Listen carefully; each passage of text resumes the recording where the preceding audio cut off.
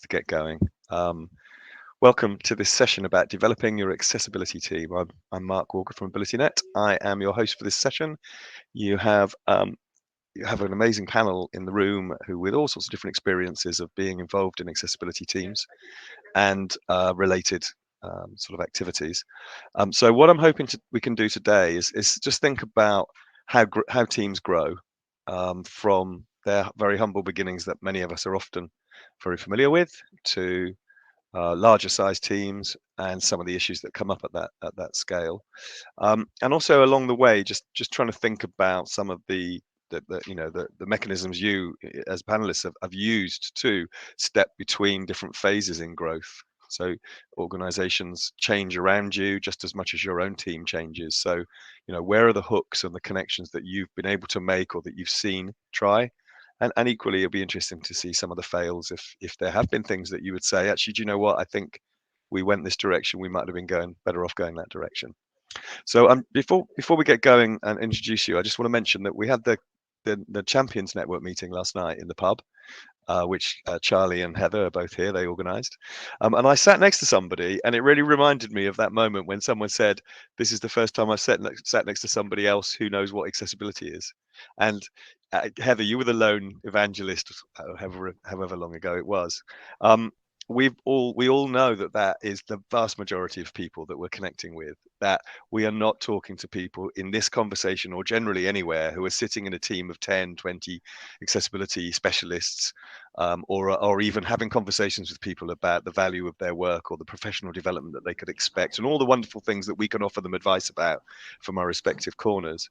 So I really want us to keep that person in mind as the person who's listening in, and really think about that.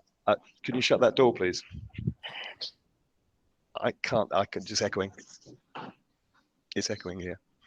Sorry. So, so I really want to keep that person in mind because I think a lot of people on this session will be in that position. And then the other thing I picked up last night was the next stage on, really, where people are thinking about their own role and whether it's specialist for them or whether it's that they maintain specialist skills in a role for themselves.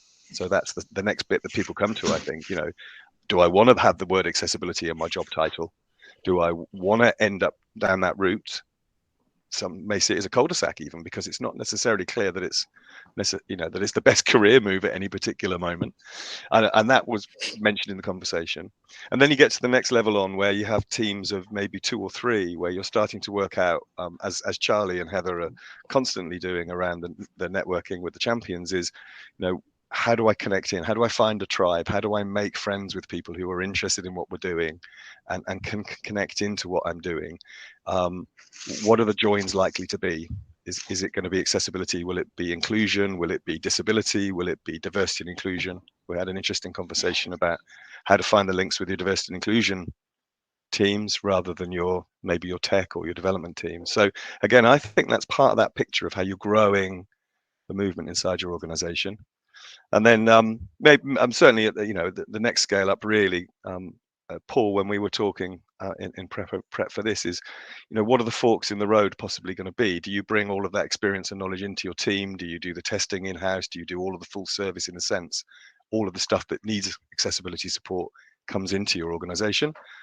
Or do you recognize which elements of it are best outsourced? Or do you just simply ration that according to what you can get, and project by project potentially?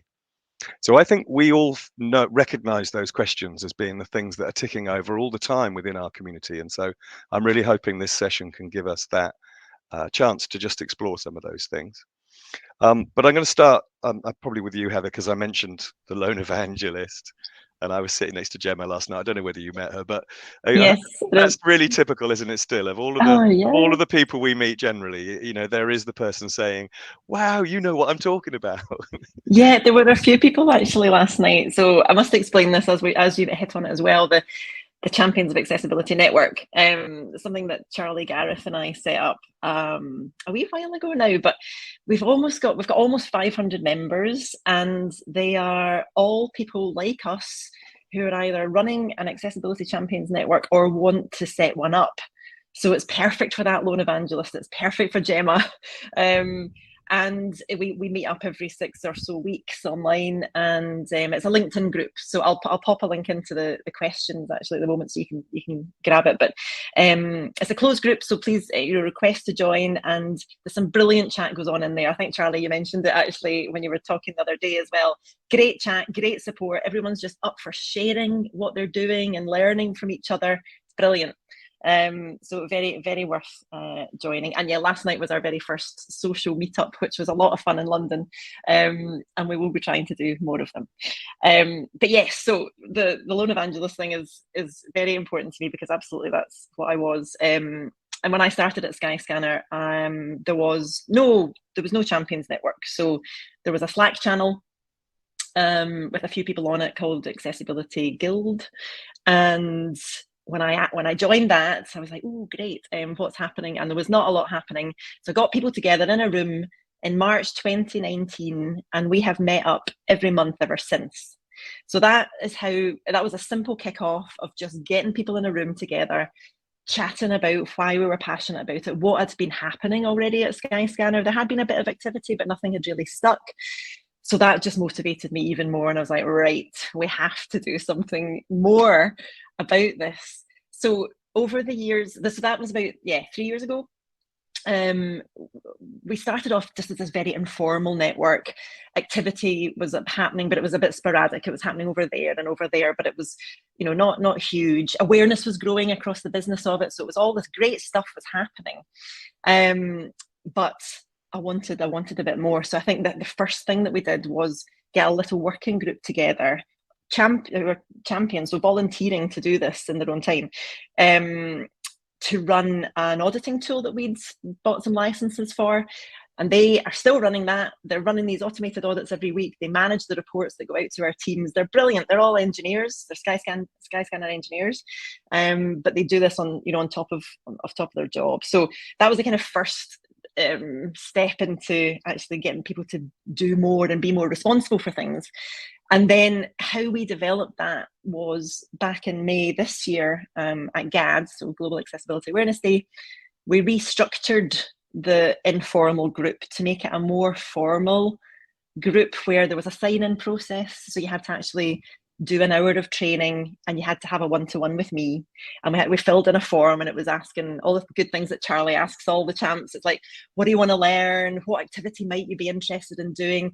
And it just got people a bit more motivated and a bit more on board to do stuff, because I felt there was a lot of people knowing things and wanting to do things, but not really actually, the action wasn't there. So we've done this, and people have onboarded. I've got 54. So we have our staff is like 1,400. So I'm thinking that's almost 5%, which is nice. And we just modeled it differently. So we now have it split into pods, and it's like a hub and spoke model. So the hub is our operations pod, and it's sort of responsible for the strategic direction of the network, and I'm in that. And then we have 4 others: engineering, product makers, an internal pod, and a marketing and comms pod. So the champions now sit in these kind of discipline specific areas, so they can do more. So they're talking to their teammates, the people in the same discipline, going, right, what can we do here? And they're actually doing more, so the activity is happening. And I'm loving this, because it feels like so many more people are being empowered to actually get on and do, which was where we were struggling. So there's still only me with accessibility in my job title, but the network has gone from strength to strength, and I'm so excited for what is going to happen. I do need to come back next year though, Mark, and tell you and update you, because it's still quite early stages. Well, if I'm going to keep us moving, because I think what I was interested in, I'm going to give you a 3-year timescale on what you just said then, I think broadly, aren't you? Because I'm thinking of Gemma sitting next to me last night saying, how long is it going to take as well? Because that's part of that question, isn't it? So, yeah. And then maybe jumping across to you, Jason, maybe the starting point is, where do you see yourself in that spectrum that Heather's saying? This is still the only person. Is that quite where you're at? Is the network growing? And this timescale thing is important, isn't it? How long have I got to wait before there's some people in my organization who know what I'm talking about? Yeah. So could you introduce yourself as well? Sorry. Sure. Yeah. I'm Jason Ferreira. I'm the accessibility lead for the consumer products at Dow Jones. So that's going to be things like the Wall Street Journal and Barron's and all those fun brands there. So currently, it's just me on the consumer side, and I have a wonderful compatriot on the B2B side. So all of those products that are out there. So there's only two of us. We're a very big company. So we're still kind of close to where you are, Heather. The team has been officially established for about a year, but things have been kind of going on even before that. And so there was definitely a lot of the people who knew about accessibility, designers who cared about it, developers who cared about it, testers who cared about it, who would try to kind of find the spots and find the time to actually work on some of this stuff. But there was no real structure around it. And so that's really what we're trying to put in now. So I'll call out the design team in particular, and that's been a super, super huge help in kind of making sure that work is funneled into the team. And we are seeing the designs as they come in, and we are reviewing them and having those conversations, not just hey, the color contrast could be fixed here, but like things like, why did you use that sort of control, or why did you use that sort of component as opposed to something else? Or have you thought about keyboard functionality or the keyboard workflow of this one web page? So having the allies in design and in development who know about this stuff and are able to kind of help us funnel that work has been really key in improving things around. And it's also kind of to this topic here, I think going to be really key in making the business case to potentially expanding the team as well. Because right now, there's forever, for all of us, no matter the size of our company, there are going to be more designers and developers than there are going to be people with accessibility in their job title, for sure. But if we can really get some great things done here, we can say, could you imagine if there was the team was double the size or triple the size, or even just one more person? What would that do, and how would that improve the output and the kind of quality of accessibility that we're able to achieve? Fantastic, thank you. And I think that is a really nice fit in, Heather. That you can see the parallel, can't you? And Jason, that's a year, so that maybe Gemma only has to wait a year, and everything's going to be. She's going to have a team. She's going to have at least one other person in the team, a gang maybe rather than a team. Charlie, are you okay? You're technically working. I can come to you. I'm working now. That's fine, honestly. Delightful tech issues, as always, for me, for some reason. I'm interested in looking back at where you were at the BBC and then stepping into a new role, and because it feels like what Jason and Heather have been describing, maybe you're a step on from that in either one of those settings, but of course you're stepping from one organisation to another. So can you just say a little bit about where you came from in the BBC and where that felt like, and then particularly, I'm just interested in how you're going to go about it now with the new role, and that's a connection, I think. Yeah, completely. I think the difference in the roles especially was the fact that I'd taken over the Champions Network at the BBC and it was well established. I think we're looking at between 12, 13 years there. So the kind of the moments at the beginning that you find quite difficult to kind of get everybody together and to make sure that you're talking about something quite specific, and you've got all your resources and your kind of stuff to refer to, that was already there. So you're taking over, and then we went through a pandemic, so the difficulty there was just seeing the different ways to do something that without losing the culture, making sure that you're making all your accessible events online as best as you can. So it coming from there and running that network for 3 years was completely different than going over to the MOJ and kind of having this brand new team of people, which have all been onboarded realistically in the last I would say 2 months or so. So you've gone from 2 people that have been doing this for a little bit of kind of a year and a half to a team of 8, all really excited to get started. But there's a bit of a ways of working thing where we're all trying to work out the best way of interacting and where we need to start, especially when an organisation at the BBC is about 33,000, whereas just the MOJ alone is around 80, 85. So you're going from a massive scale thing there. And then we've been talking about champions networks. And I think in the first maybe couple of months, it's all about finding your people. It's finding the people to share resources. You're finding the champions where they're kind of doing stuff in their own silos. They didn't realise there maybe could be a wider group of people we could collaborate with. Making sure that you've got a spot that you're going to have that, all the resources in one place that is fully accessible as well. So a content hub is something that somebody else in the team is working on. And so for me now, it is literally spending time going from team to team, going, a champions network might be a great idea. Like, is it something that people would be interested in? And finding the people that are going, yeah, you know, let's get involved. So the groundwork might take a little while. And I think when we're speaking earlier, Mark, when we said about be doing things on your own, there might be people that are doing something, even if it's external to their role, you know, they're just interested in accessibility, or the stuff that they're doing is inclusive design, and there's an accessibility element of that you can bring in. So it's kind of finding your people and then putting structure around it. I think one of the things that people get lost at sometimes is going, let's decide on a structure for champions networks. Let's see what it is we're going to do, and shoehorn that into the environment that you're in. Whereas I'm trying to find, will the same thing at the BBC work? Is it going to be something that I've learned in the CAN meetups where someone's talked about their structure? Heather's structures are much different to the BBC one. So is that going to work, or is it something that we can do a bit of a hybrid? So it is in that exploration period at the beginning, and I would say maybe kind of mid next year is where you're starting to see the structure. You're starting to make sure that champions are regularly coming to sessions. You're spotting the ones that are really good, that are writing stuff down and that are sharing it with their teams, and they're the ones that you kind of lean on, especially to spread that knowledge elsewhere. So it's very new, but let's just see what happens in the next year or so.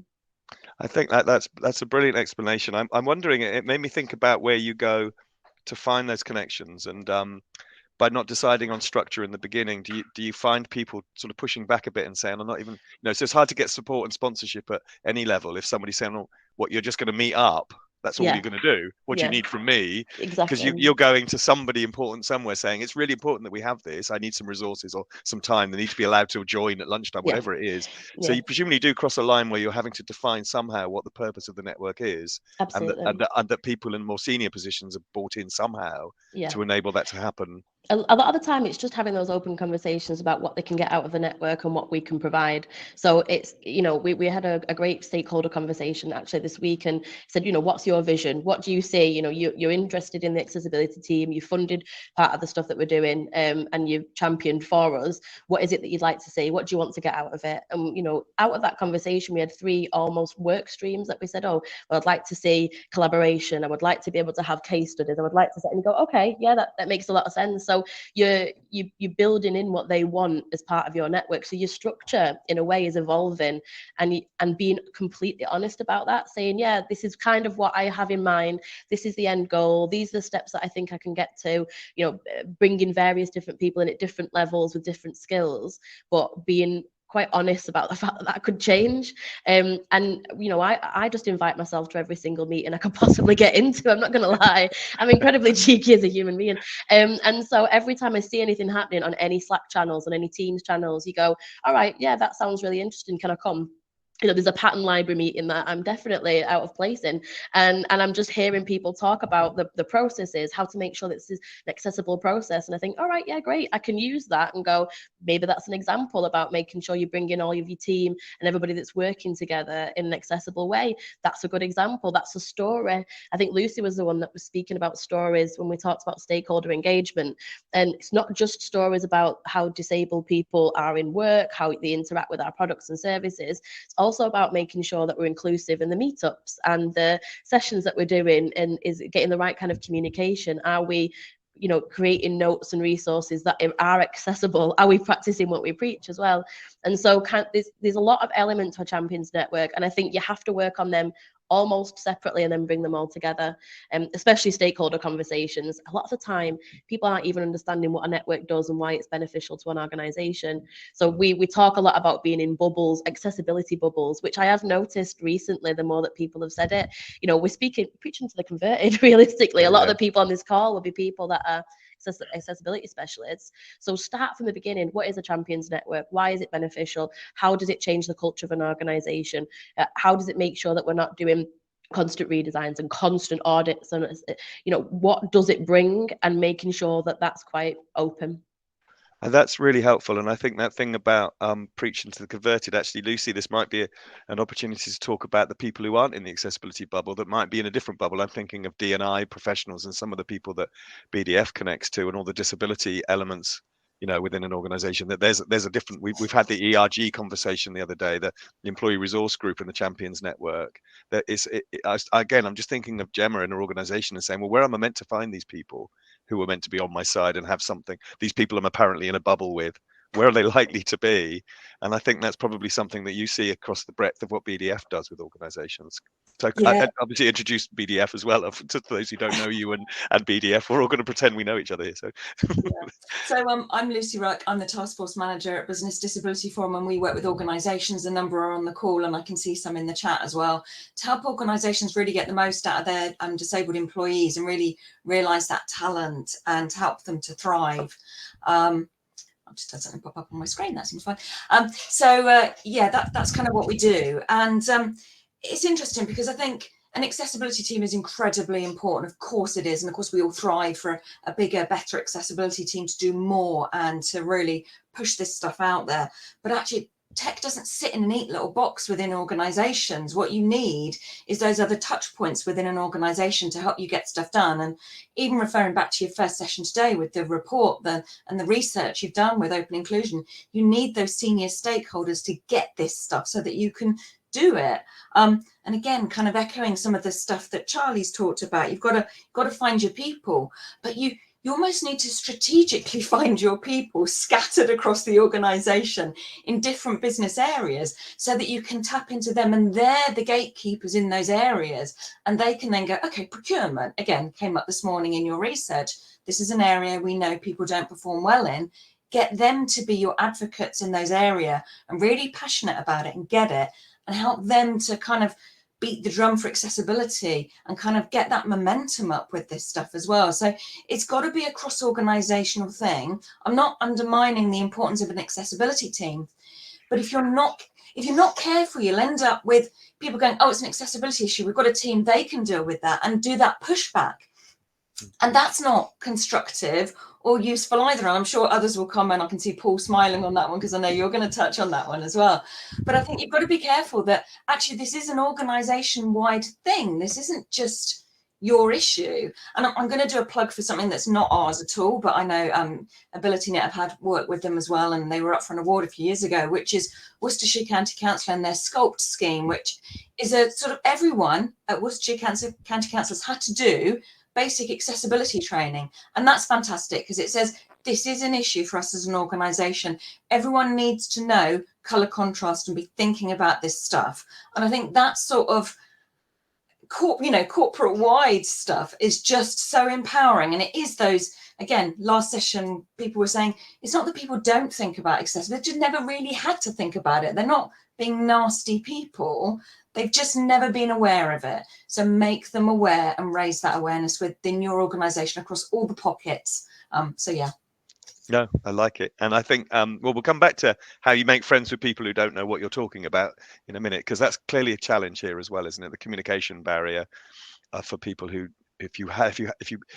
I remember Gareth saying about the BBC Champions Network that the apocryphal story of we're going to have a meeting, it's going to have sandwiches and it's going to say it's about accessibility. So they'll either be interested in sandwiches or accessibility, and hopefully both. So how do you find the people who are interested in accessibility apart from using sandwiches, I guess, is the question at that point. You mentioned Paul's work. Paul, there's a particular thing I'm interested in now, and Charlie, I'll come back to you because you just mentioned you've got the team that's much bigger. You're the first person to mention a team bigger than a couple, Charlie. And then the question for Paul, who's been growing that team in Barclays for some time, is at what point do you need to decide what role the team is going to play? Because we're talking about growing your accessibility team, talking about growing building friendships and connections, but at a certain point you're going to have a team which is maybe pointed at and say that's the accessibility team. So could you tell us a bit about the sort of pathway that you've been on with Barclays, and what decision points you reached when you needed to decide, okay, we've got the opportunity to employ people, I've got resources in my role, I'm going to decide between X and Y. I think this is the point that people would like to reach in their dreams, but obviously that happens quite quickly if things are going your way. Sure. Okay. Thanks, Mark. Hi, everyone. So yeah, I'm Paul Smyth. I'm the Director of Digital Accessibility at Barclays. And, great conversation so far, right? I can emphasize with all of this. So, I run our accessibility team. So there's 25 in our team currently. I've been doing it the last decade, but 10 years ago, it was little old me as the lone evangelist. So I've been on this journey and the kind of growing pains that go with it, right? So when I think about that, the Gemma point, that if you're that sort of the lone evangelist, if you're doing accessibility on the side of your desk, or it's just you and your organization, how to get started. And I think for me, we spend a lot of our times in this accessibility bubble talking about the business case and why accessibility matters, good for business, good for society, legally you have to, done.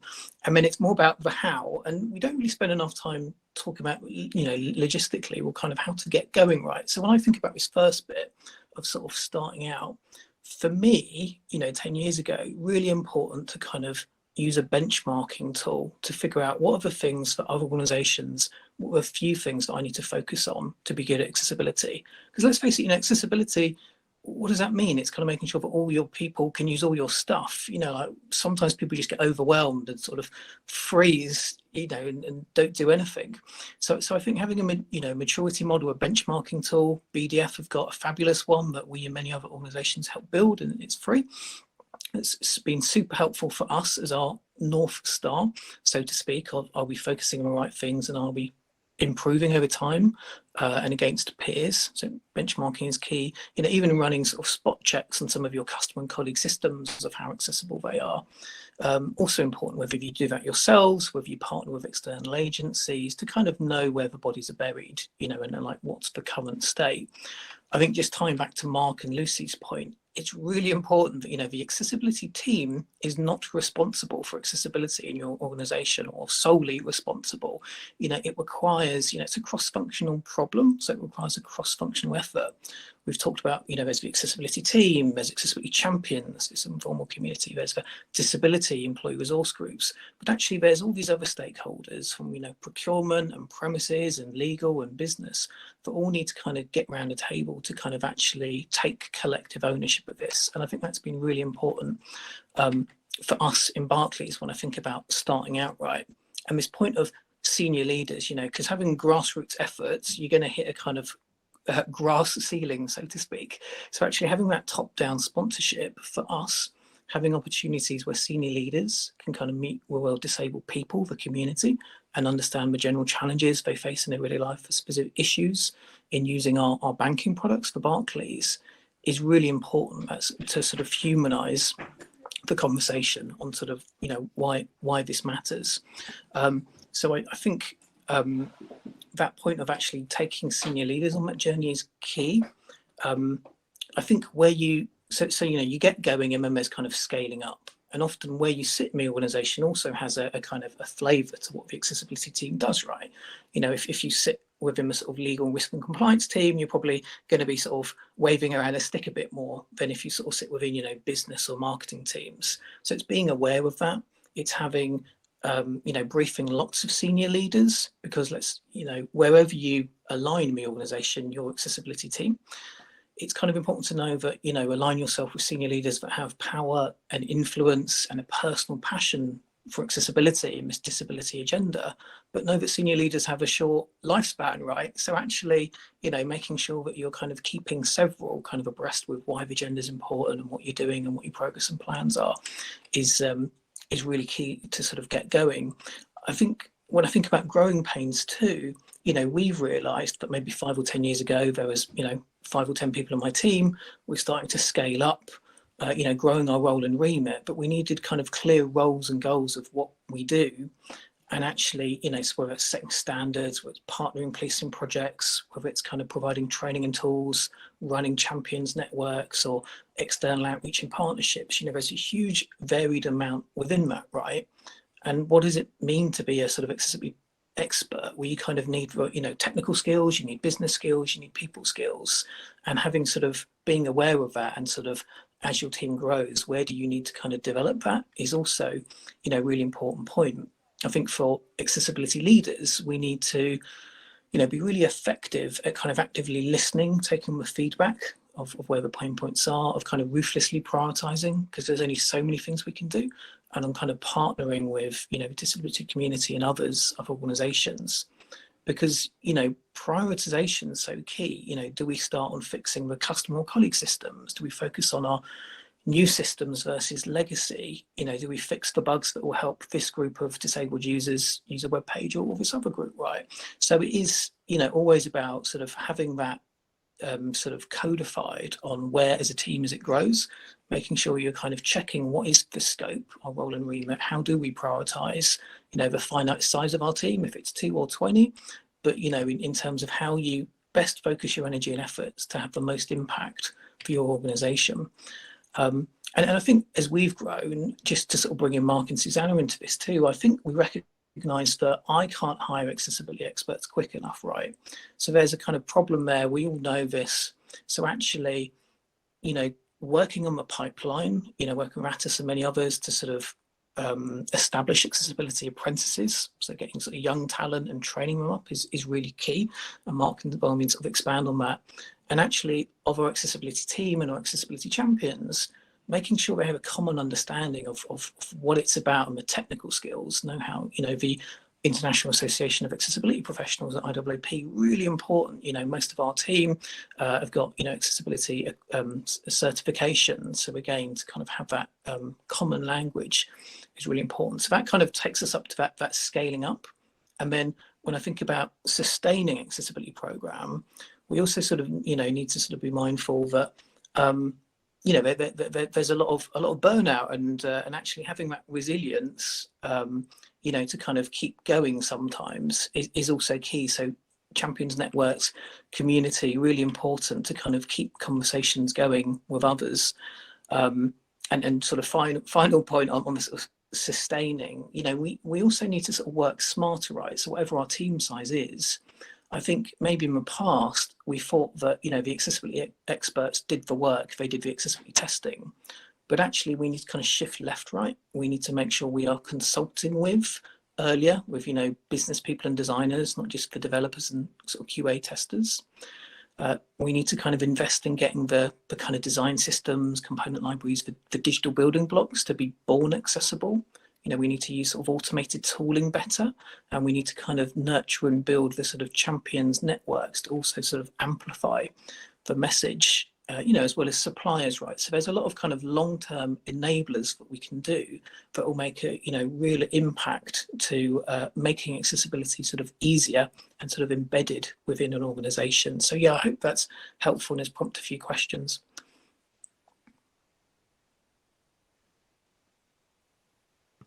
I had a question though, in terms of what you think,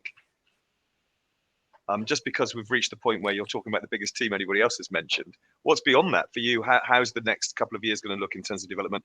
I'm also assuming when you're talking about internal stakeholders that they're not assuming that they're going to keep shoveling money into that team. They want you to bring that message across the organization as well, because that's a more effective use of resources broadly. I'm guessing that's also part of that picture of how you're going to develop from where you are now and over the next few years. Do you have a particular sort of next step in mind within your roadmap for the team you're leading?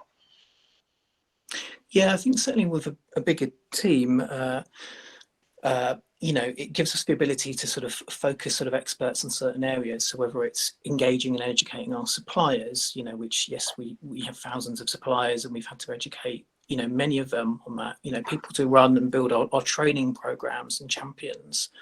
And you would hope over time, I guess, as everyone's more aware of and that kind of knowledge and understanding and capability within the organization goes up, then actually, having a big central accessibility team should kind of reduce as there are, active accessibility champions that really get this and kind of own it for their different business areas or platforms that we look after. So now, many of the big banks and tech firms have this kind of hub and spoke model of a kind of core accessibility team with, either accessibility champions or accessibility team members that kind of are dotted out and sit in different business areas. So I think as the sort of organization evolves, again, I think that's why it's so important that we need to kind of keep just reevaluating that with whatever the size of the team is, what's the best use, to have a biggest bang for our buck in terms of the impact we can have on sort of disabled customers and colleagues' lives.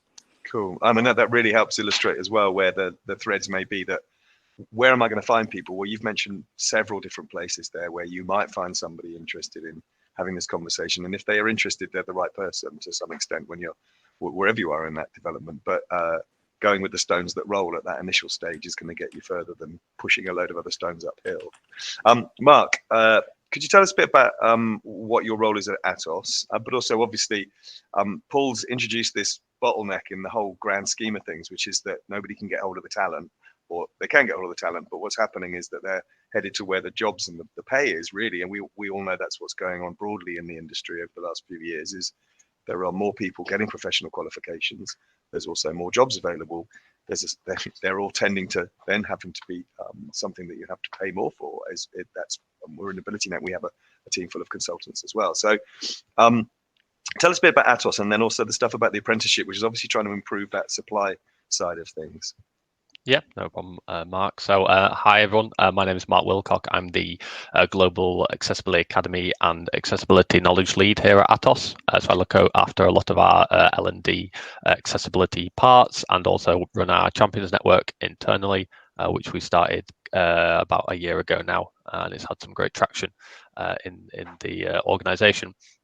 So to kind of expand on what Paul was mentioning and the apprenticeship program and what it's about, some details about that. So I'm the co-chair for the development of the Digital Accessibility Specialist Apprenticeship Standard here in the UK, which is a standard which assists individuals, kind of potentially school leavers or potentially people who want to reskill, because apprenticeships are great tools for both.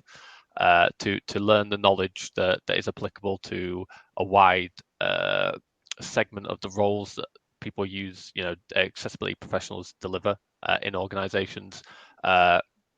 We came together as it's what's classified as a trailblazer group. So it's a group of organizations that are really interested and inspired by, potentially having apprenticeships in their organization as a talent pipeline. To skill those individuals. We identified the kind of occupations that people would be completing in those organizations. Unfortunately, we couldn't cover all of them because accessibility is such a broad subject, as many people have kind of mentioned in this panel, and that's why the Champions Networks are so important as well, because an accessibility team can't realistically deliver everything in an organization. But we identified those occupations and then created duties, skills and knowledge that an individual would need to actually deliver those duties, and that therefore that job role in an organization, and provide that through a structured program like an apprenticeship, which is obviously government backed. It's an approved educational certificate path. So it not only you can in the UK you can get funding if you're a levy payer to utilize that education route. It also links into if an individual is really set on having certifications and qualifications that map to kind of wider educational paths. So as Paul mentioned, there's obviously quite a sparse nature of professionals in the industry here in the UK. So it's a great way to not only grow your own talent, but grow the talent for the wider industry as well. So here at Atos, we've been running the apprenticeships, and not this dedicated one, but apprenticeships, and then adding on accessibility knowledge for the last 9 years. We've had about 3 to 4 cohorts.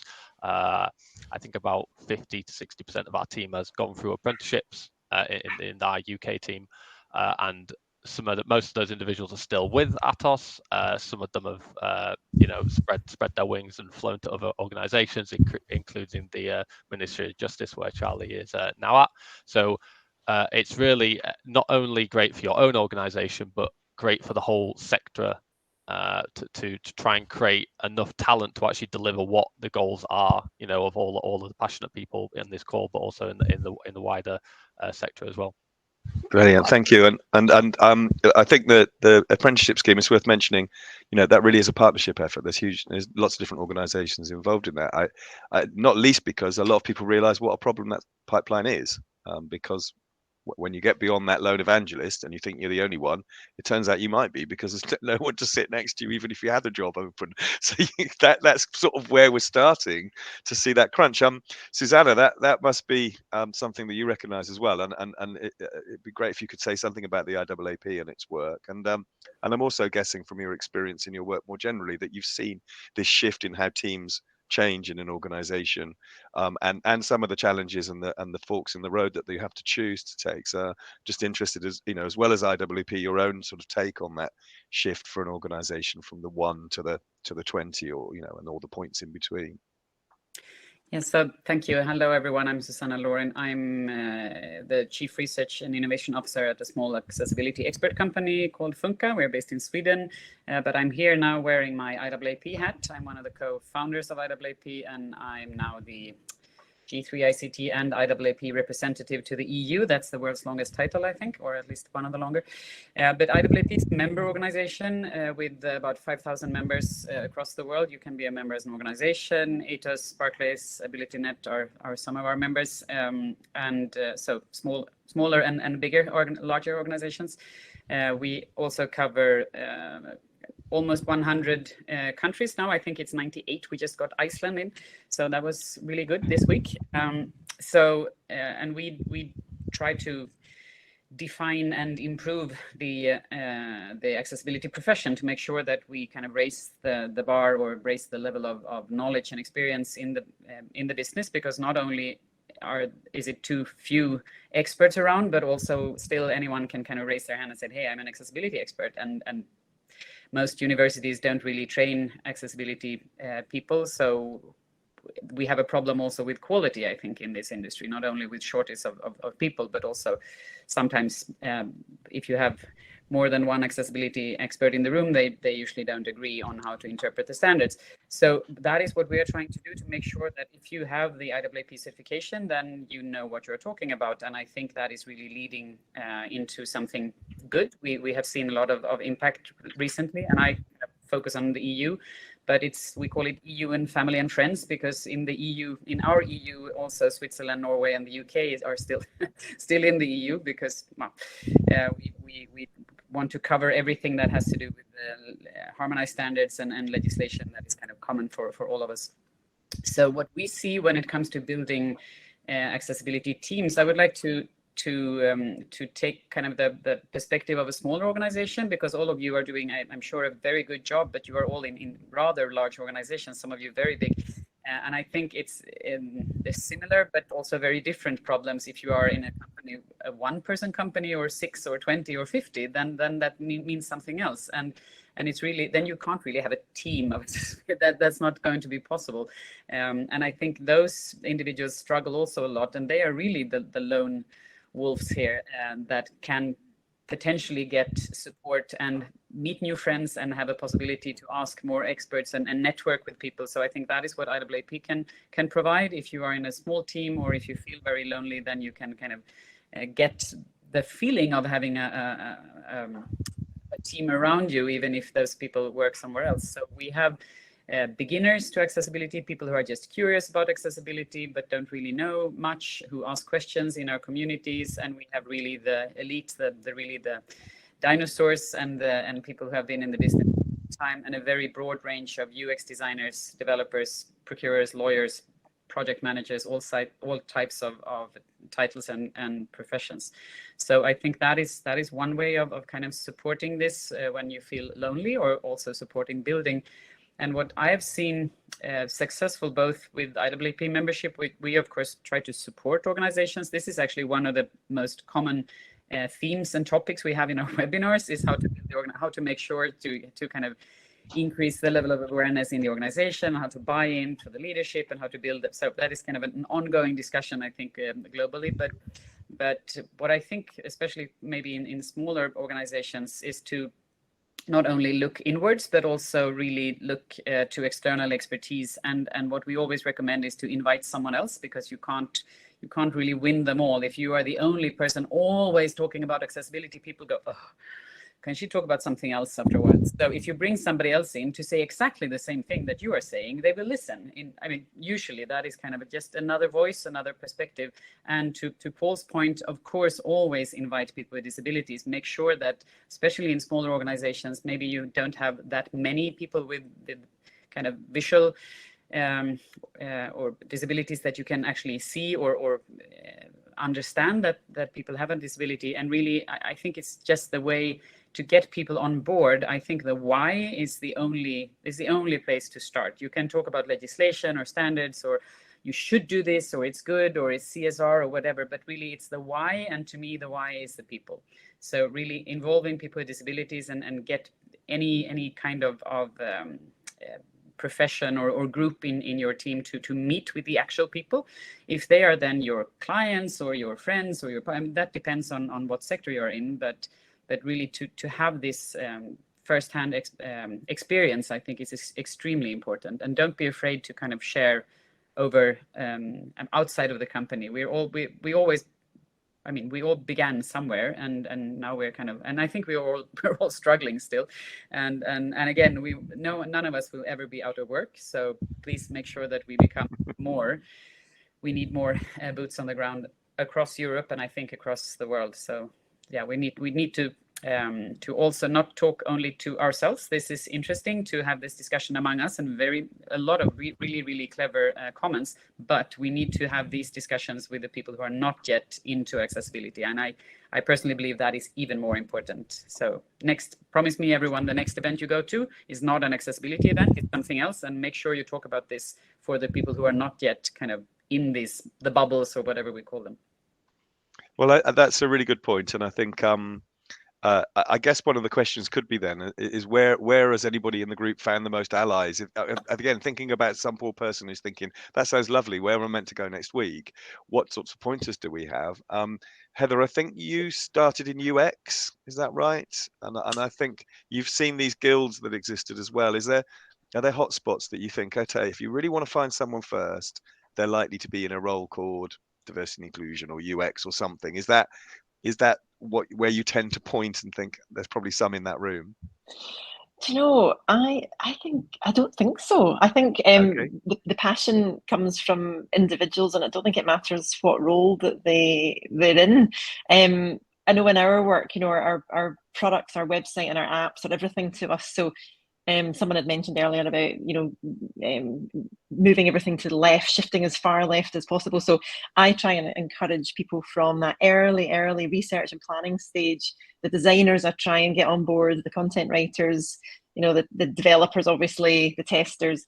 It's right across the board. And I haven't found a rhythm there at all. It's people who are just passionate, and I think it's about getting people understanding what accessibility is and letting them find that passion, because still a lot of people, and even in Skyscanner, won't know what it is. The new people coming along, you know, I'm now lucky enough to be on those induction calls to say, this is accessibility, this is what it is, and this is why we care about it as a business. And it's it's amazing how many people get in touch with me after that. You know, the new folks coming in are really excited and they're like, yeah. They want to be part of it. So that's a good place to grab people when they just start, get them on board. But I don't know if does anyone else think differently?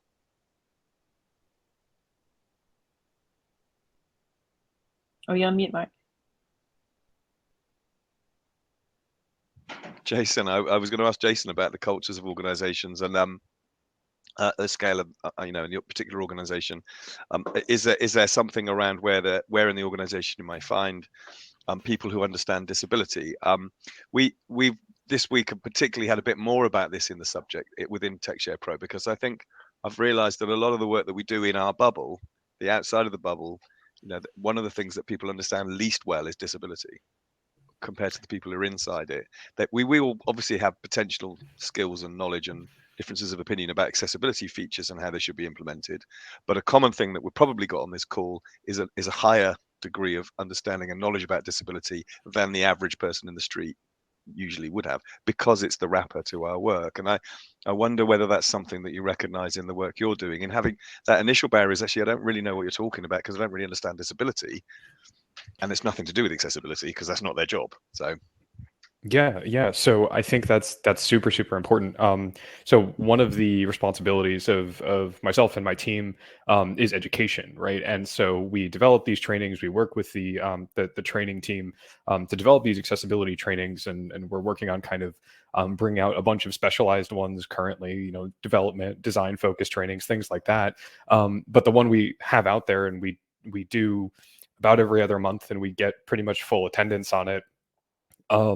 Is just kind of this accessibility 101 course. And to me, when I was designing the content for it, the important part wasn't WCAG. It wasn't going through all of the individual guidelines. It was doing things like, let's talk about disability. Let's talk about the different types of disability, what they can look like, what they can, sometimes they don't look like, how to talk about these things, what words to say, which words to avoid, all of those sorts of things. And that's really, really important because, like you said, Mark, like I think the first part is understanding about disability before you can start kind of advocating for that user, for that audience. Because if you don't know anything about them, or if you just assume that you're just talking about blind people, right? Like it's not a really great thing to do, and that's not a really great way to approach things. So yeah, we definitely focus a lot on that on our kind of 101 intro to accessibility training. Do you have an opportunity? Heather's point made me think about something else we were talking about last night. Do you have an opportunity to put stuff into that induction material in the very first thing they see as they come in the door of the organization?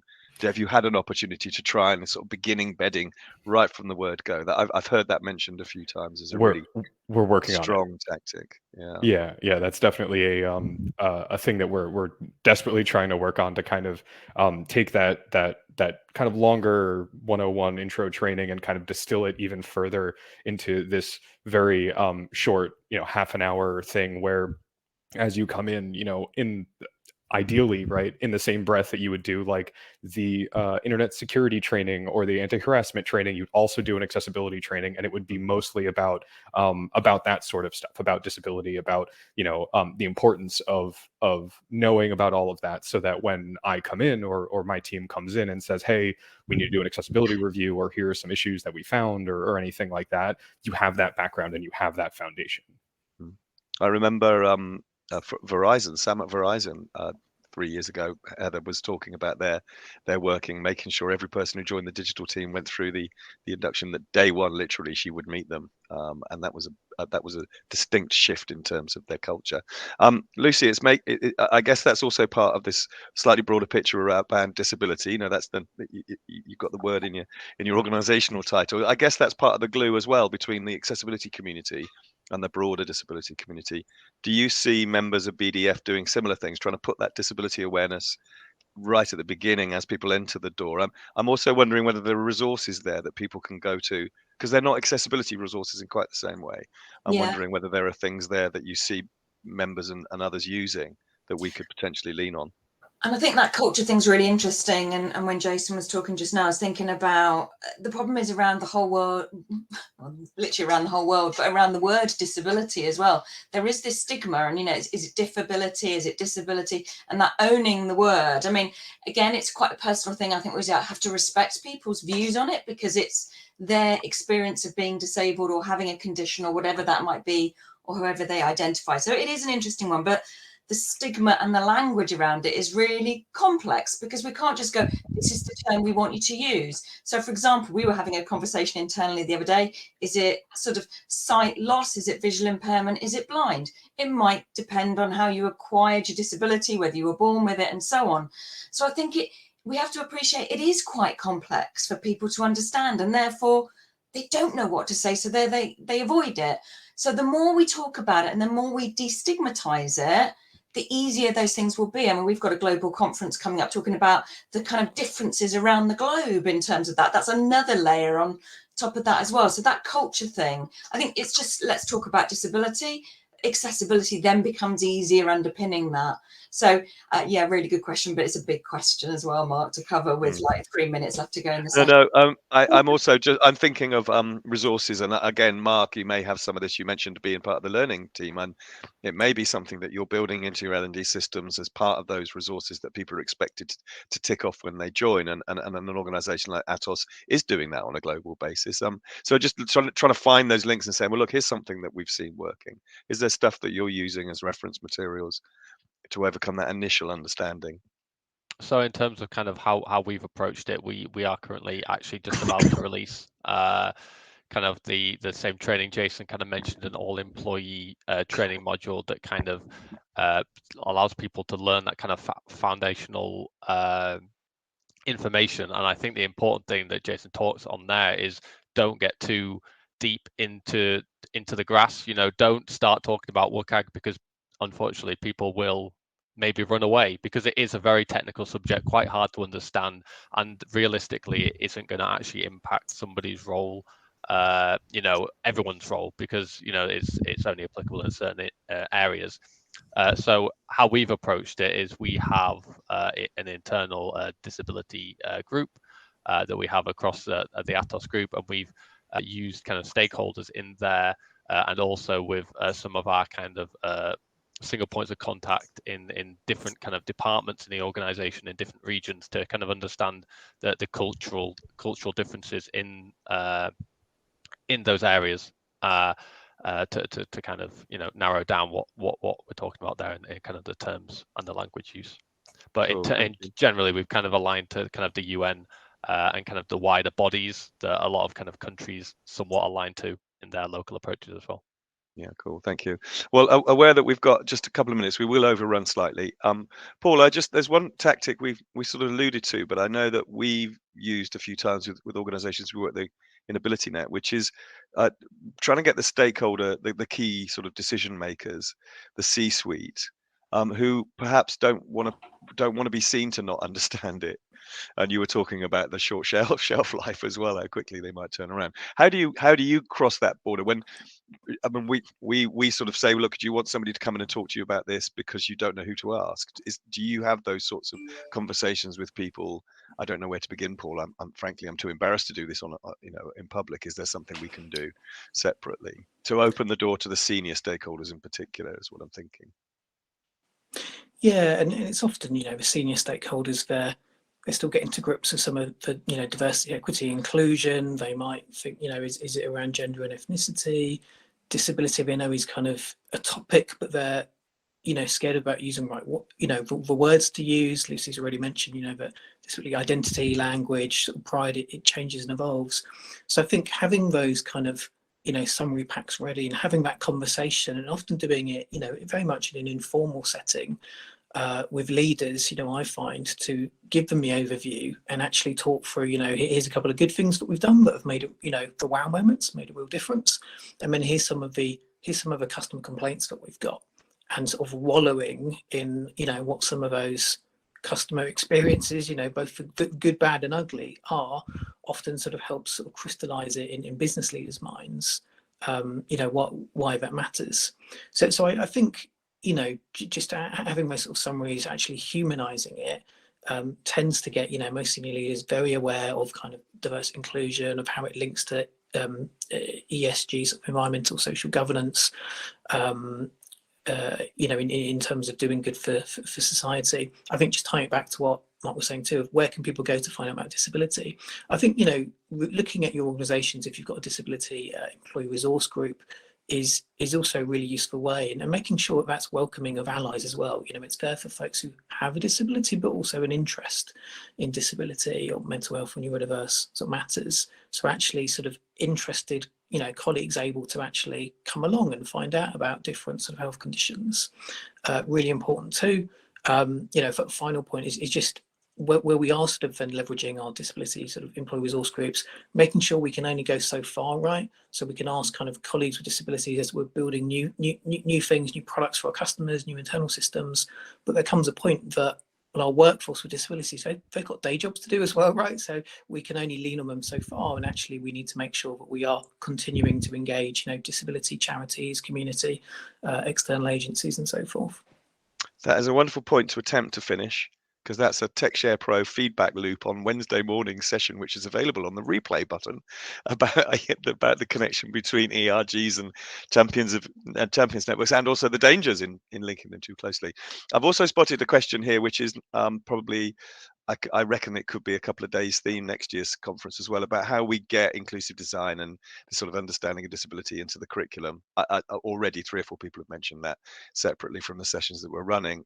That's not what this one's about, but that's definitely a challenge, isn't it, in embedding it into the skills and knowledge that people arrive with. And maybe that's the place we go looking for people to connect with outside our bubble, because embedding it in that type of early learning stages of any profession or skills knowledge, embedding it in there and then knowing that's going to come through is also part of that moving upstream picture.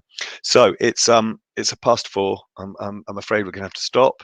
I hope that anybody out in the audience who's at any stage in that development process is listening in. I think we've covered the full range, from that person saying I feel like I'm the only one, to, I don't know, Paul, are you the only one with a team that big? I was just thinking, you're the only one facing the challenge of the growth at that scale? I don't think you are. I think there's plenty of organizations at 20, 25 people in their team. I mean, it feels so distant between the two, doesn't it? That it must feel out of reach to so many people. And I think our community is largely the lone evangelist still. That still is unusual to have the team. So I think we've provided a picture of where we could be going. And I hope we've provided people in the audience some chance to sort of go off and look for top tips and interesting points of reference. And I would say, particularly, we've identified that Champions Network as a great place to go and get support, and to recognise that all of the people we're talking about here are part of that community and network. And so all of those different perspectives we've brought are there.